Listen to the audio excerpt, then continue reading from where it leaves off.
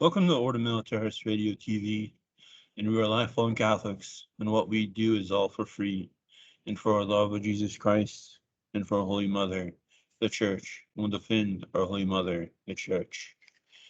Today, we are going to tell you the two fighting sides at the Vatican Council who wanted to control the narrative. The Vatican Press and Time Inc. It is shocking. And we are with Brother Alexis Manolo. Thank you, AJ, for having me back on Order Militaris Radio TV. It's always a pleasure.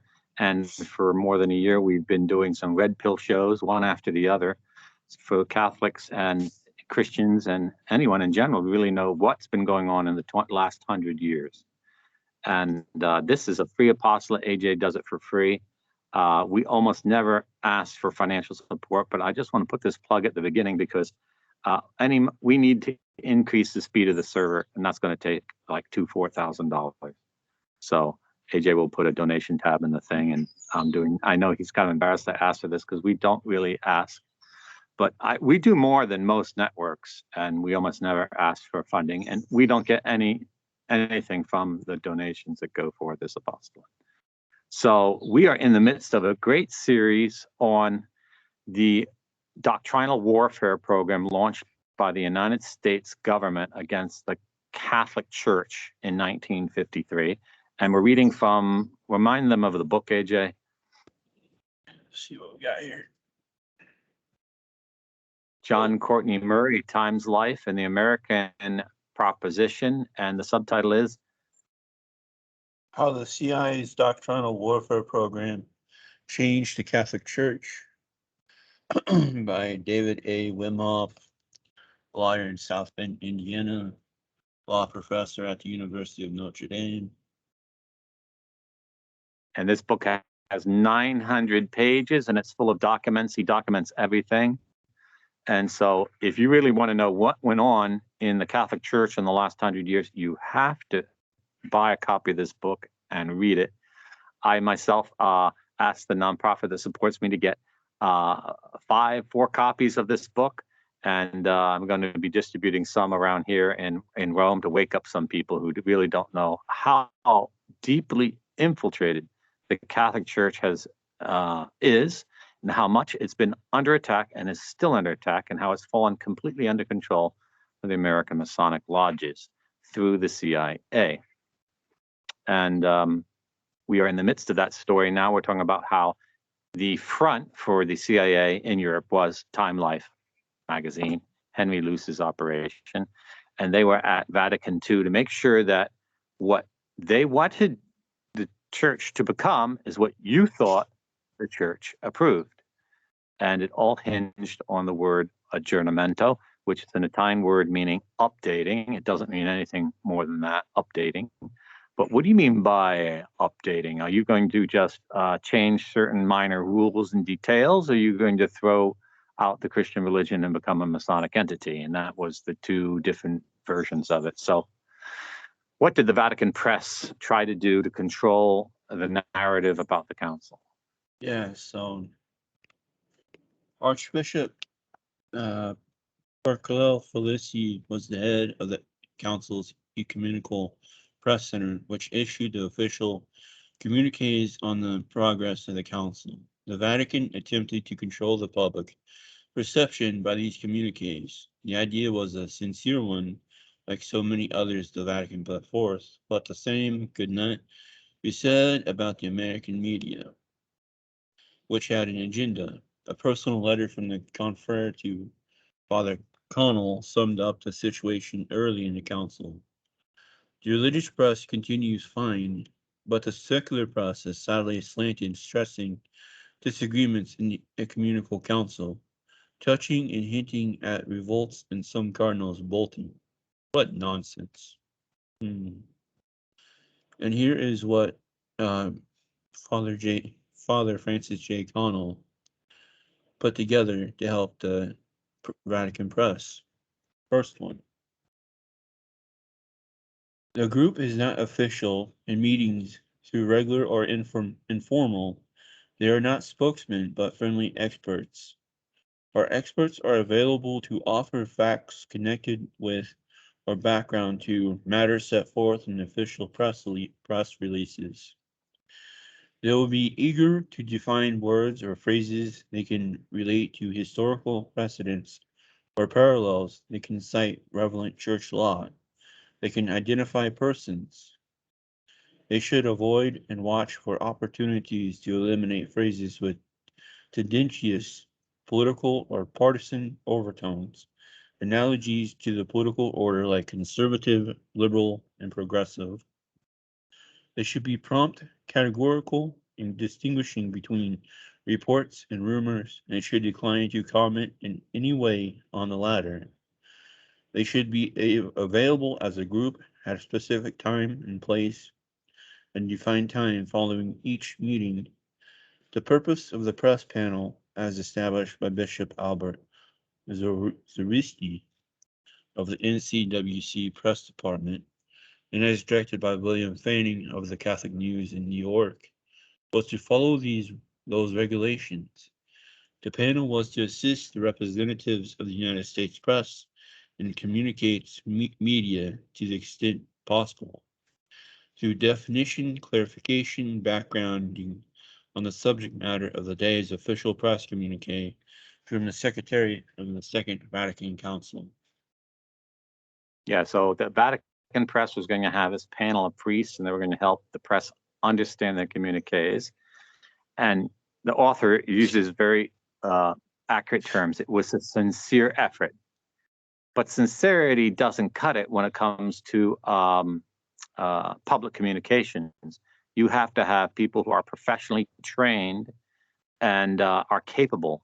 And as regards the church, they have to be capable not only of understanding and articulating the church's teaching and laws, but they also have to be aware of the errors out there and the ideologic predispositions of the journalists who are asking the questions, to know how to answer them without their words being manipulated. And the Vatican flopped totally at the council on this. And whether that, I would say that it's mere naivete, because there's a certain aspect. I have a lot of friends who are priests. Once they become ordained, they start thinking they can do things they can't do. Like one brother told me, "Oh boy, you know, so and so. Yeah, he doesn't know anything about electrical systems." After he got ordained a priest, he was assigned to a parish, and he stuck a screwdriver in a socket and shorted out the entire rectory, and I had to go there and fix it.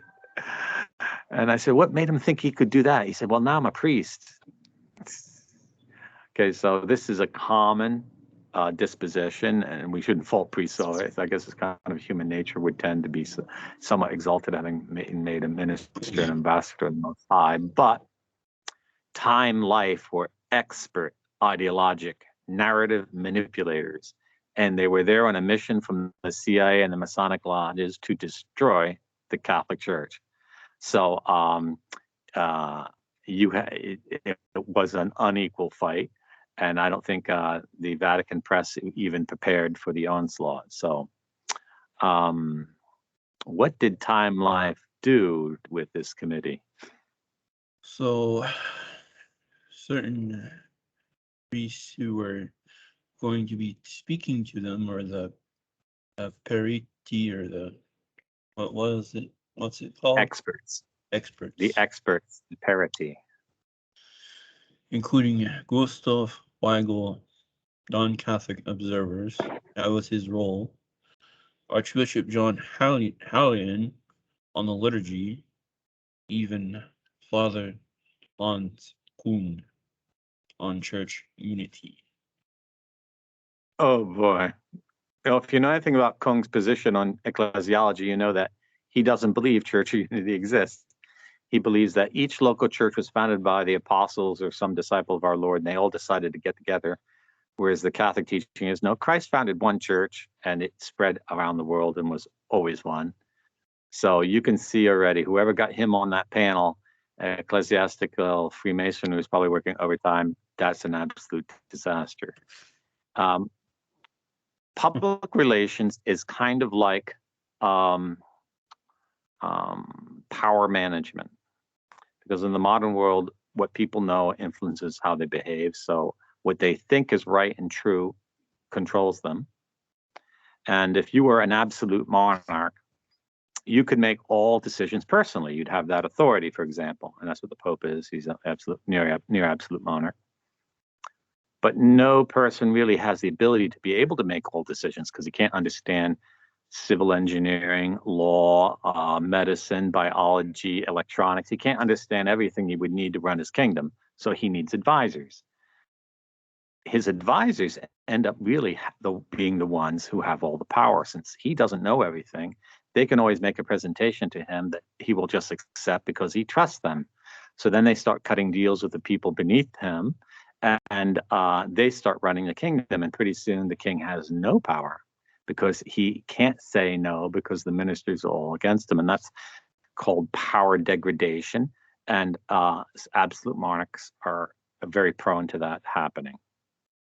And this is also, so this is what happens in information. So you have the Vatican Council publishing documents, making decisions, but it's in Latin because they have to have one language, and that's the official language of the Roman Church, Latin. But since so few people understand it, someone has to interpret it. And you make public statements through one central committee, and you don't have really loyal interpreters. They're going to start saying 10 different things to 100 different journalists. And they're the ones who become the council. They're the ones who become the authority because the world doesn't hear what's in the Latin documents.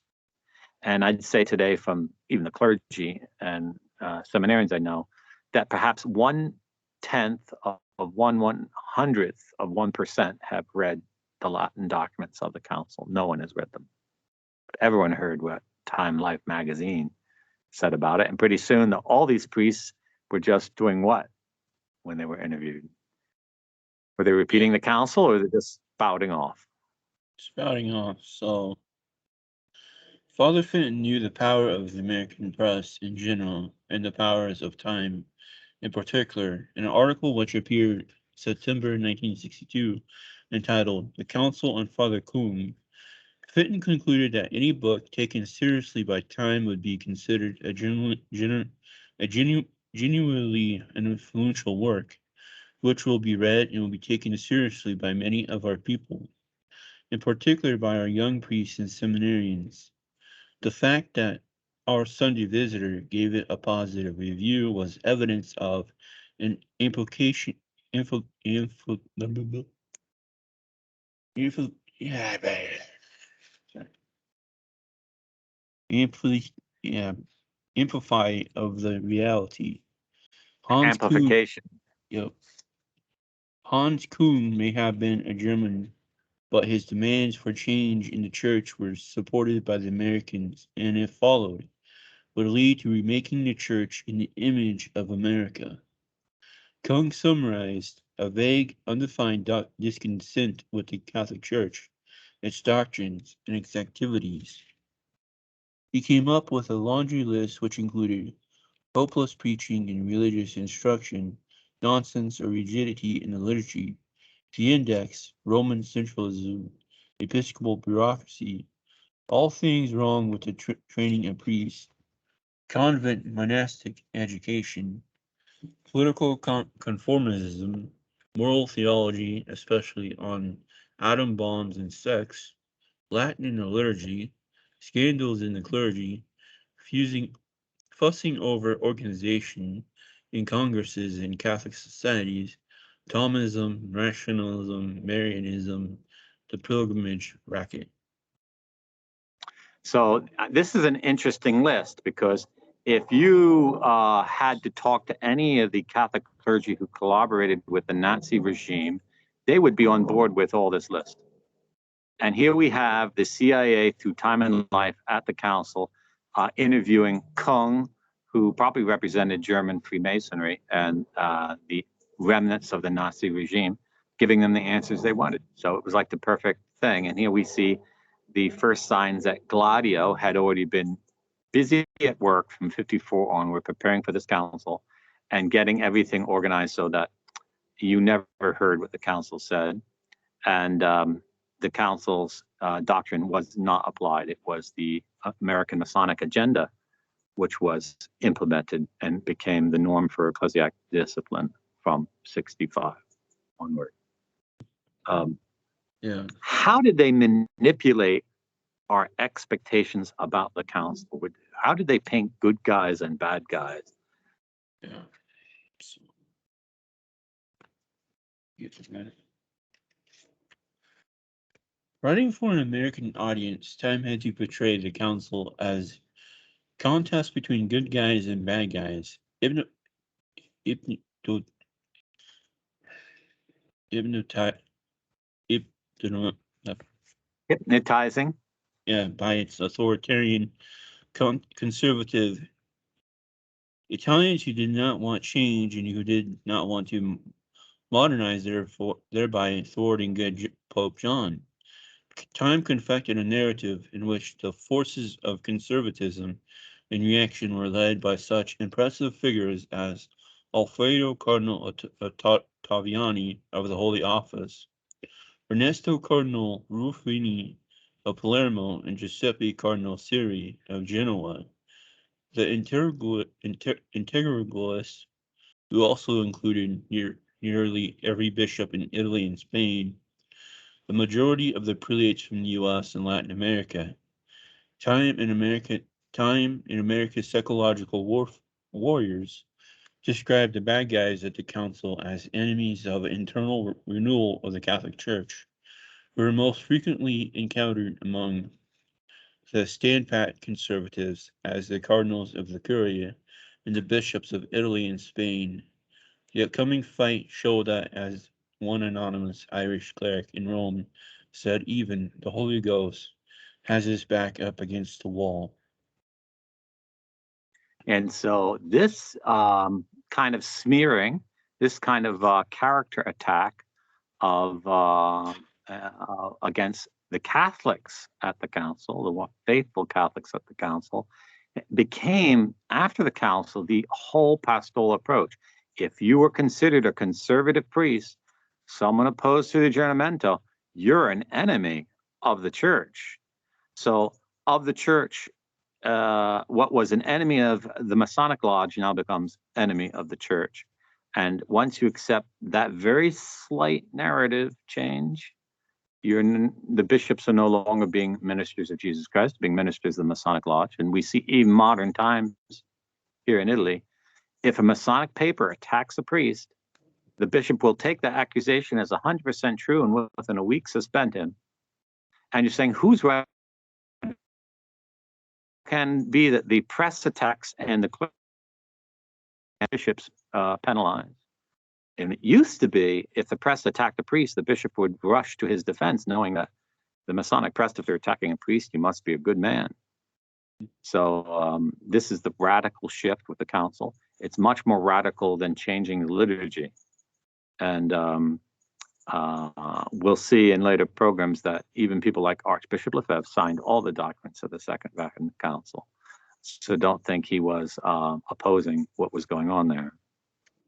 Yeah. Time Life actually had a list of things they wanted you to think the council was promoting or would promote. Yeah. Read that list so we can get an idea of the narrative manipulation that was going on. Time used the venerable American paradigm of the people rising up against the tyrants as a lens through which it viewed the council.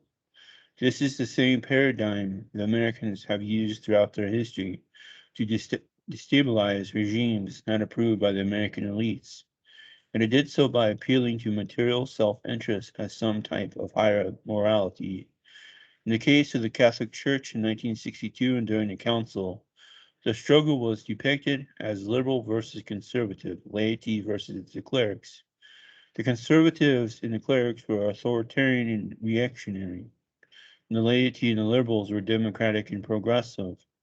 The former were bad guys, the later were good guys. The bad guys were negative and downbeat, and the good guys were positive and smiling.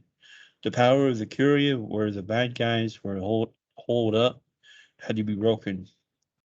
and that was to be one of the goals of the council according to time, which opined that the College of Cardinals, the Curia, operate its operates have come in for sharp criticism from some Catholics, and suggestions for the bureaucratic reform have been sent in by non-Italian bishops for inclusion on the agenda of the Vatican Council.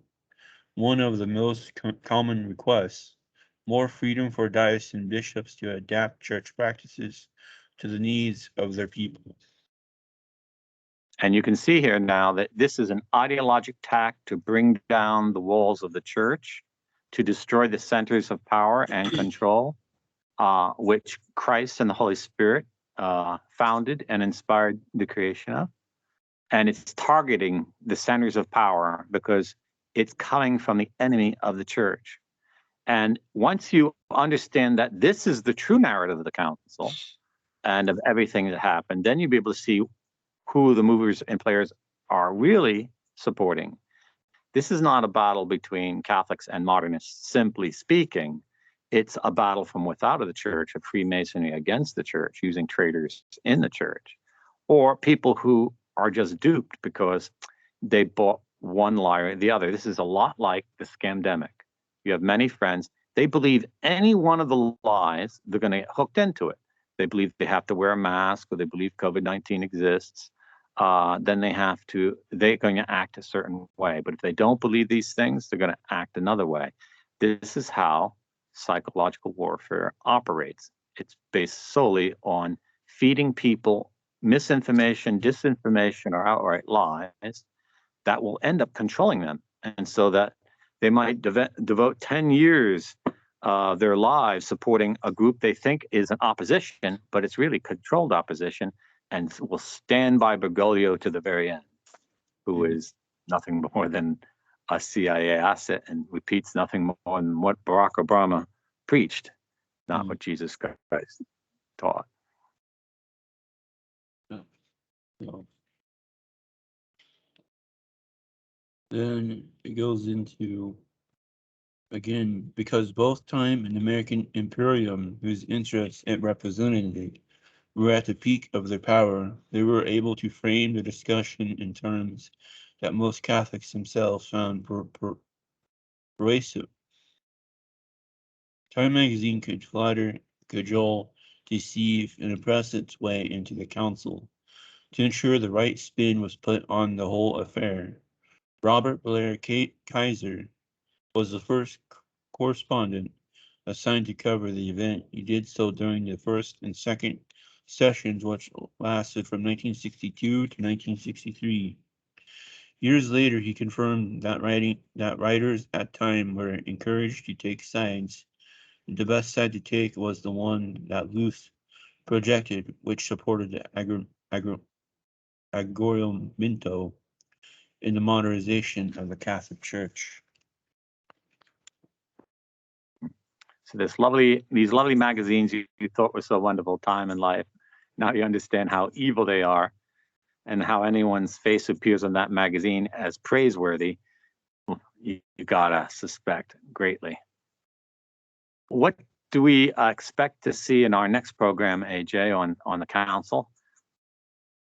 Well, before we end the program, you see all these talking heads preaching and talking Thomism and everything. Where did that come from?